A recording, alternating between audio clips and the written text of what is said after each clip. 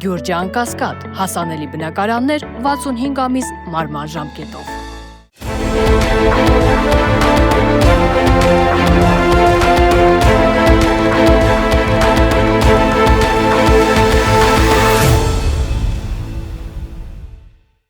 Բարև ձեզ մեդիահաբի հարգելի հետևորդներ, եւ այսպես այնինչ տեղի ունեցավ երեկ ազգային ժողովում, դա պատահականություն չէր եւ դրա մեկնարկը տրվեց մի քանի օր առաջ Նիկոլ Փաշինյանի կողմից, երբ նա ազգային ժողովում պատգամավորներին անվանեց համբալ։ Դա հրահանգն էր գլադիատորական մարտերի սկզբի, որովհետեւ ԿՊԱ-ականները այդ հրահանգից հետո նախ սկսեցին տիրաժավորել Նիկոլ Փաշինյանի համբալը, իրենք իրենց հերթին ծաղկացրեցին, իրենք իրենց հերթին նախ արդարացրեցին Նիկոլ Փաշինյանին, այնուհետև հիմնավորեցին նրա ասածը եւ անցան լայնածավալ գործողությունների, ինչի եզրահանգմանը մենք ականատես եղանք երեք ազգային ժողովում ԿՊ-ի կողմից այդ սադրանքներին եւ բախման հրահարումներին։ Սակայն եկեք փաստենք մի բան, որ այնուամենայնիվ այդ ողջ գործընթացը ուղղորդվում է անգրագիտությամբ, խոսքս հատկապես քաղաքական անգրագիտության մասին է։ Նախ մի փոքրիկ ակնարկ, այսպես ասած, ժամանակագրության առումով, երբ Նիկոլ Փաշինյանը մի ժամանակ ինչ-որ առիթով հայտարարեց, որ ինքը չի վիրավորվում, երբ իրեն ասում են թուրք։ Հետևաբար, եթե Նիկոլ Փաշինյանը չի վիրավորվում թուրք ասելուց, բնականաբար չպետք է նաև վիրավորվեին մյուս ԿՊԱ-ականները եւ թուրքը երբևէ ԿՊԱ-ականների կողմից որպես վիրավորանք շահարկման թեմա պետք է չլիներ, ոչ իրենք ուրիշին պետք է անվանեին թուրք, ոչ էլ իրենք պետք է վիրավորվեին, երբ իրենց ասում են թուրք։ Սակայն կյանքը ցույց է տալիս, որ ԿՊ-ում բացակայում է քաղաքական գրագիտությունը, ԿՊ-ն այն պատեհապաշտների միավորումն է, որը օգտագործում է ցանկացած առիթ, որպեսի դիմի սադրանքների եւ դիմի հրահրումների։ Հատկապես պետք է հաշվի առնել այն հանգամանքը, որ Նիկոլ Փաշինյանի խաղաղության խաչմերուկ կոչվող այդ տխմարաբանությունը իր մեջ ներառում է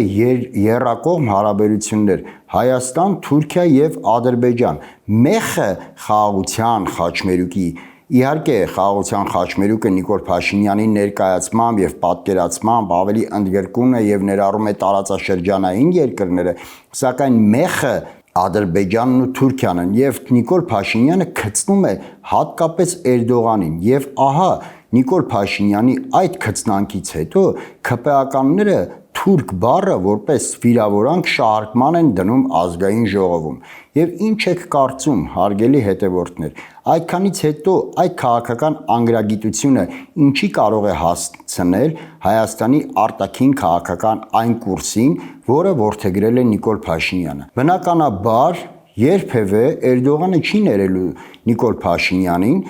որ օգտագործելով թուրք բառը ԿՊԱ-ականները այն փորձում են օգտագործել որպես սադրանքի առիթ։ Իհարկե, ես ինքս կվիրավորվեմ, որ ինձ ասեն թուրք, բայց մենք այս պահին խոսում ենք Նիկոլ Փաշինյանի տեսանկյունից եւ Հայաստանի քաղաքական այն կուրսից, որը որ ներկայացնում է Նիկոլ Փաշինյանը։ Իհարկե, Էրդողանը այդ վիրավորանքը անպայմանորեն գեներացնելու է Հայաստանի նկատմամբ նոր ճնշումներ բանեցնելով։ Իսկ նոր ճնշումները իրենից ենթադրում են նոր կորզումներ։ Նոր ճնշումները իրենցից ներկայացնում են Հայաստանից նոր պահանջներ, Հայաստանի ավելի շուտ ներողություն, Հայաստանի նկատմամբ նոր պահանջներ իր բոլոր հետևանքներով։ Այսինքն ԿՊ-ի անգրագիտությունը հանգեցնելու է Հայաստանի արտաքին քաղաքականության վատթարացմանը, այն կուրսի վատթարացմանը, որով այսօր Հայաստանի Հանրապետությունը ընթանում է։ Եվ դրա հետևանքները մենք անպայմանորեն քաղելու ենք վաղը կամ մյուս օրը։ Իսկ ներքաղաքական առումով պետք է փաստենք, որ Հայաստանում այլևս քաղաքական գործընթացներ գոյություն չունեն։ Հայաստանը սպառել է իր քաղաքական բոլոր օրակարգերը։ ԿՊ-ն այսօր գտնվում է իր վարկանիշի անկման այնպիսի գահավիժման տեմպերում, որ նրա փրկության միակ օղակը սադրանքներ եւ կռիվներ հրահարելն է։ Եվ այդ բեմականացումները Նիկոլ Փաշինյանի վերջին փրկողակներն են։ Էլի եմ ուզում շեշտել, համբալ ասվածը ամենևին պատահականություն չէր։ Երբ մարդը սպառում է իր թե արտաքին, թե ներքաղաքական բոլոր օրակարգերը, ապա այդ մարդը քաղաքականության մեջ այլևս անելիք չի ունենում։ Նիկոլ Փաշինյանը վաղուց անելիք չունի քաղաքականության մեջ, սակայն օրերս ազգային ժողովում տեղի ունեցածը հատկապես համբալ արտահայտությունը Նիկոլ Փաշինյանի քաղաքական շիրմաքարն էր։ Նա գուցե դա չի գիտակցում, բայց Նիկոլ Փաշինյանը այլևս քաղաքական դիակ է եւ մնացել է միայն սпасել նրա հուղարկավորությանը։ Եթե Նիկոլ Փաշինյանը ունենար քաղաքական փոքրինչ գրագիտություն, ապա նա կփորձեր ներքաղաքական օրակարգում ստեղծել պայմաններ, որպեսզի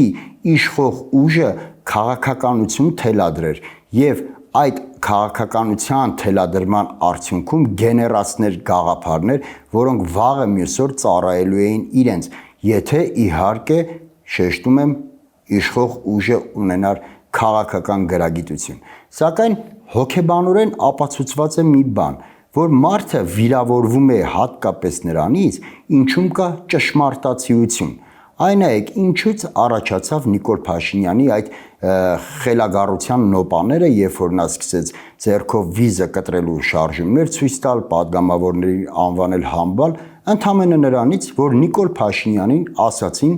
որ Հայաստանում կա կոռուպցիա, եւ ահա հենց այդ կոռուպցիան Նիկոլ Փաշինյանին դրդեց հոգեպես անհավասարակշռության եւ նա խելագարի նման սկսեց մեղադրել ընդդիմությանը նախկինում ինչ-որ կոռուպցիոն գործարքների մեջ, սակայն ուշադրություն դարձնենք, նա մեղադրեց այնպիսի падգամավորների Աննա Գրիգորյանին եւ Քրիստինե Վարդանյանին, որոնք երբևէ իշխանության չեն եղել, երբևէ պետական պաշտոններ չեն զբաղեցրել, հետեւաբար որևէ կոռուպցիոն գործարքների մեջ թաթախվել չէին կարող, այսինքն նա երկու падգամավորների հարցից կորցրեց իր հավասարակշռությունը եւ քաղաքական գաղափարներ օրակարգ գեներալացնելու փոխարեն ՔՊ-ին պարզապես նետեց լայնածավալ հարձակման ընդդիմության նկատմամբ։ Այդ համբալը ուղիղ ֆաս հրամանն էր ՔՊ-ականներին, որպեսզի նրանք այսօր ավելի շուտ ներողություն 3 սադրեին այն հրահրիչ գործողությունները, որոնց մենք բոլորս ականատես եղանք։ Եվ ելի եմ ուզում շեշտել օրակարգում թուրքն էր։ Ոչ ոք Հակոբ Արշակյանին չէր խնդրում, որպեսզի նա Լևոն Քոչարյանի պապուն անվաներ թուրք։ Իհարկե հղումը նա արեց ժողովրդին, իդեպ ժողովրդին հղում անելը ՔՊ-ականների սովորությունն է։ Մեղքը իրենց վրայից թոթափել եւ ամեն ինչ գցել ժողովրդի վրա։ Դա նրանց գործելավոճն է, դա նրանց գործելակերպն է։ Իսկ գիտեք ինչու են նրանք այդպես վարվում, որովհետեւ ՔՊ-ականների մեջ չկա մի տղամարդ, չկա տղայական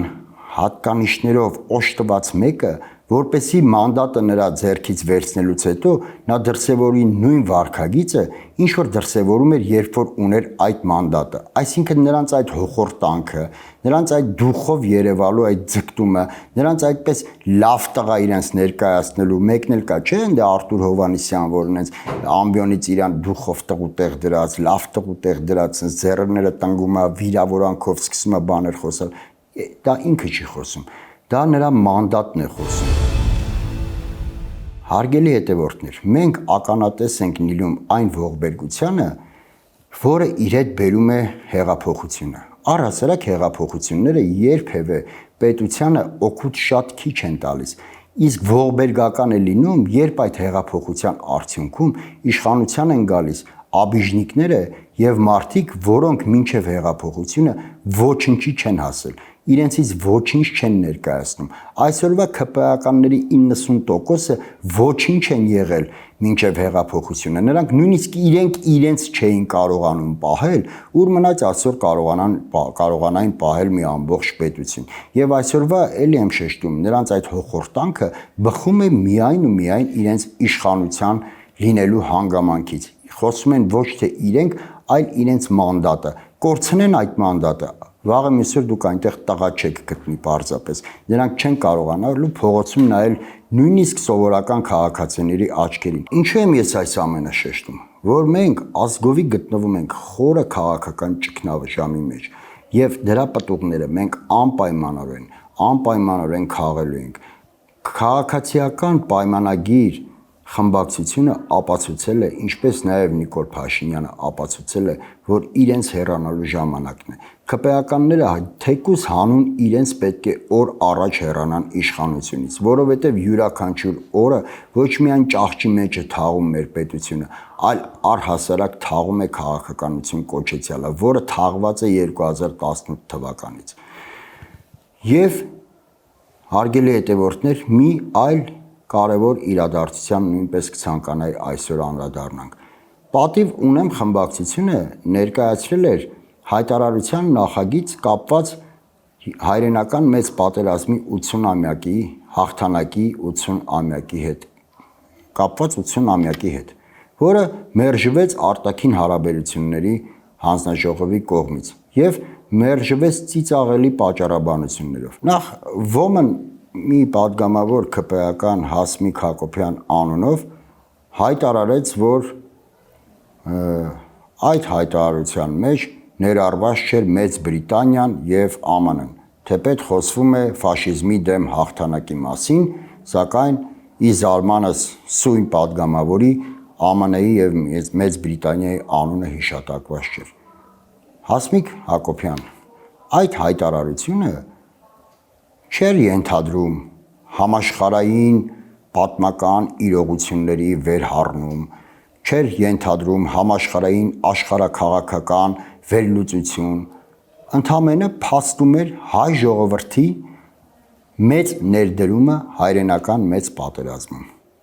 Ընդամենը փաստում էր, որ հայ ժողովուրդը մասնակցել է երկրորդ համաշխարհային պատերազմում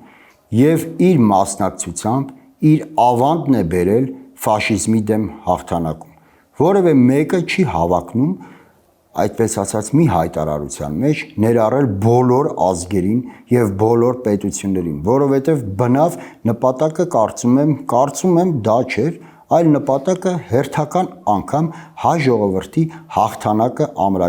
ամրագրելն էր։ Այո, որովհետեւ